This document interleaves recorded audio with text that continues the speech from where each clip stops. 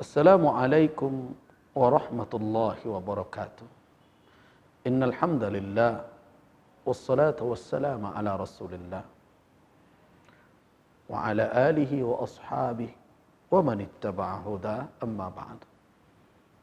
Ibadallah ummatal Islam, hafizana wa hafizakumullah. Saya bukan tidak mendengarkan keluhan, komentar dari sebagian umat yang mengatakan dan menuliskan, alangkah rindunya kami dengan rumah Allah. Sedih kami melihat masjid-masjid lengang.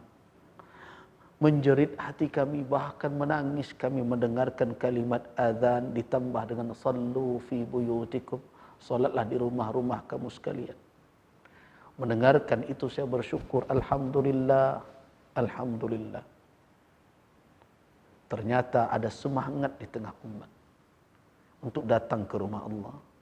Mudah-mudahan semangat itu tidak muncul sekejap sekarang saja, tapi akan bertahan.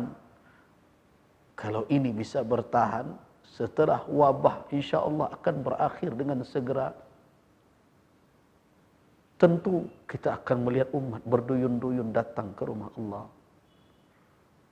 memenuhi saf-saf solat berjamaah, bukan hanya solat Jumat saja, apalagi hanya solat Id. Tentu akan penuh sesak majlis-majlis ta'lim. Kalau memang demikian adanya, kita bersyukur, berarti umat sekarang sedang mengambil hikmah dari ujian yang didatangkan oleh Allah Subhanahu wa ta'ala. Tetapi perlu saya ingatkan kepada kita kaum muslimin, ketaatan bukan hanya sebatas memperturutkan perasaan dan kemauan. Kita butuh rasa, kita butuh semangat dalam beragama, dalam beribadah. Iya, tapi ingat, taat itu bukan berarti menundukkan tuntunan syariat kepada rasa dan kemauan kita. Yang dikatakan taat adalah menundukkan rasa dan kemauan kita kepada apa? Kepada petunjuk syariat. Saya ingin mengajak kita semua untuk merenungkan dua contoh yang terjadi di zaman Nabi sallallahu alaihi wasallam, bagaimana Nabi mengarahkan, memberikan petunjuk kepada umat yang memiliki semangat menggebu-gebu untuk beribadah. Kisah ini masyhur. Yang pertama kisah sahabat Nabi Abdullah bin Amr bin al-As. Yang kedua adalah kisah yang dinukilkan oleh Anas ibni Malik. Abdullah bin Amr bin al-As radhiyallahu anhuma pernah bersumpah, wallahi, dalam riwayat Imam Al-Bukhari, juga riwayat Al-Imam Muslim. Wallahi, kata Abdullah bin Amr bin al-As, bersumpah beliau, demi Allah, la asumanna an-nahara wa la aqumanna al-laila. Saya akan berpuasa sepanjang siang. Saya akan bangun malam, berdiri beribadah sepanjang malam. Sumpah ini, pernyataan ini disampaikan orang kepada Nabi sallallahu alaihi wasallam. Ketika dikonfirmasi, ditanya oleh Rasul kepada Abdullah bin Amr bin al-As radhiyallahu anhuma, beliau mengaku, laqad qultu dzalik ya Rasulullah, saya telah katakan itu. Apa nasihat Nabi kepada anak muda yang punya semangat menggebu-gebu ini? Fa innaka la tastati'u dzalik. Engkau tidak akan sanggup melakukan yang demikian, wahai Abdullah. Karena itu nasihat Nabi, fasum waftir. Berpuasalah dan engkau berbuka. Waqum wanam. Bangun di malam hari tapi tidur pula. Wasum minasyahri salatata ayyam. Puasakanlah dalam satu bulan itu 3 hari. Fa innal hasanah bi'ashri amsalihha. Sungguhnya satu kebaikan diimbali dengan 10 kali lipat semisalnya. Wa dzalika mislu shiyamid dahr. Itu sama dengan telah mempuasakan 1 tahun. Tapi apa jawaban anak muda yang penuh semangat ini? Qultu inni utiku afdal min dzalik. Ya Rasulullah, saya sanggup melakukan yang lebih afdal dari itu. Qala, kalau begitu kata Nabi, fasum yauman, puasa 1 hari, waftir yaumain, berbuka 2 hari, selingi 2 hari, kemudian baru berpuasa lagi. Itu maksud Rasul. Tapi anak muda ini tetap berkata, qultu inni utiku afdal min dzalik. Saya sanggup melakukan lebih dari itu ya Rasul. Qala, kata Nabi, kalau demikian fasum yauman waftir yauman, fadzalika siyamu Daud alaihissalam.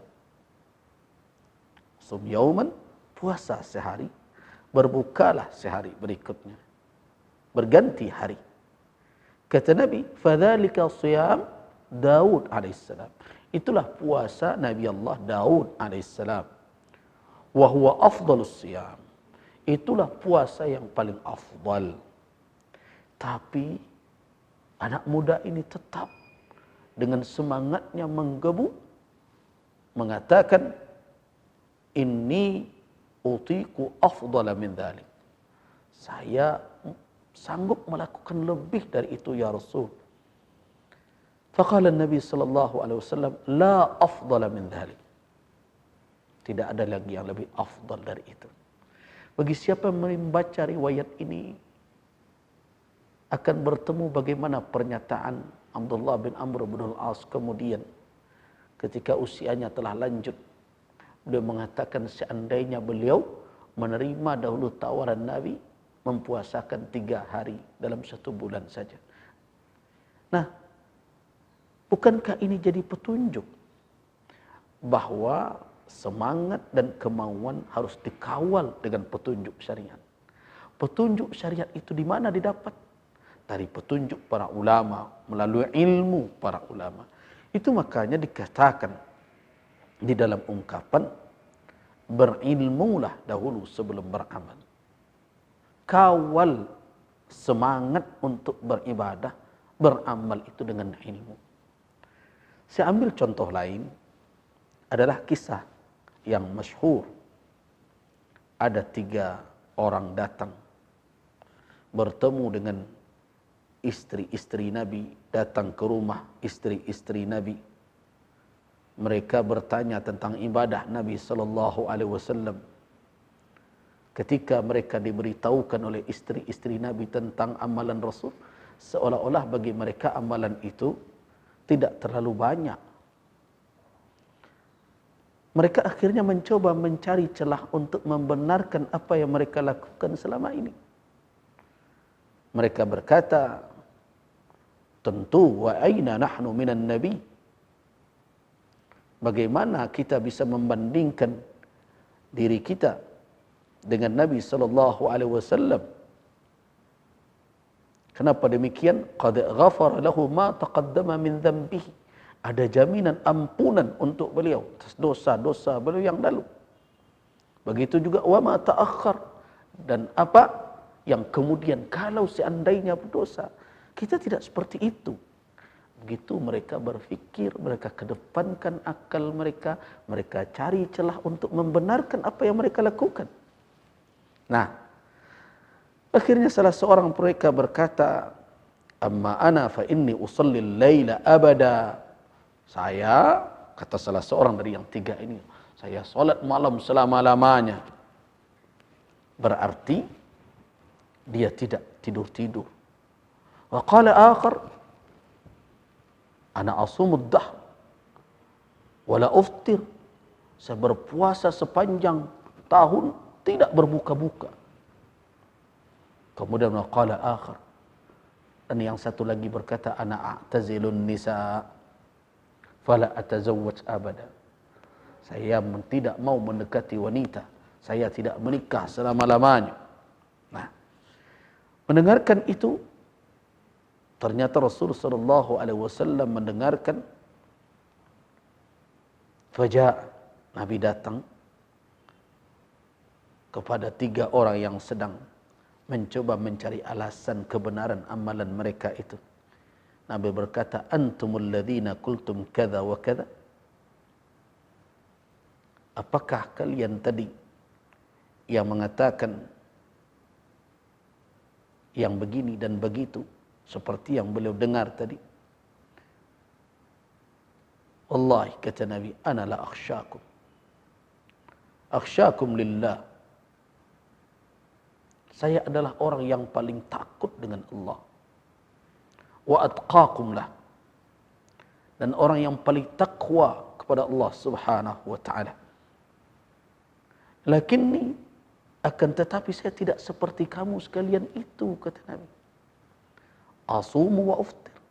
Saya puasa, saya berbuka. Usalli wa arqud. Saya salat, saya berbaring, beristirahat, tidur. Wa atazawwajun nisa. Saya menikah. Faman raghiba an sunnati falaysa minni. Orang yang tidak suka dengan sunnah, dengan cara yang aku lakukan seperti itu, maka bukan bahagian dariku. Maknanya bukan bagian dari umat beliau. Nah, wahai kaum muslimin, apakah tidak cukup 2 petunjuk ini untuk jadi pertimbangan kita? Agar semangat kita, kemauan kita, rasa kita mesti dikawal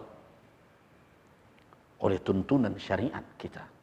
Itulah makanya saya katakan bahwa ketaatan bukan berarti menundukkan petunjuk syariat kepada rasa dan kemauan, tetapi ketaatan itu adalah menundukkan kemauan dan rasa kita kepada petunjuk syariat yang dibawa oleh Rasulullah Muhammad sallallahu alaihi wasallam, yang dijelaskan oleh para ulama yang mendalami syariat itu dengan waktu yang tidak sebentar, bergelimang dengan itu. Apakah kita tidak akan merenungkan juga himbauan para ulama saat ini? Semoga Allah Subhanahu wa taala membukakan pintu hidayah dan membuat hati kita lembut bisa menerima nasihat ulama. Dan tentu kita tetap bermunajat di rumah kita masing-masing di waktu-waktu yang mustajab, agar Allah Subhanahu wa taala segera mengangkat wabah ini dan kita bisa kembali beribadah seperti sedia kala. Waffaqanallahu wa iyyakum lima yuhibbu wa yarda, wa billahi taufiq wal hidayah. Wassalamu alaikum warahmatullahi wabarakatuh.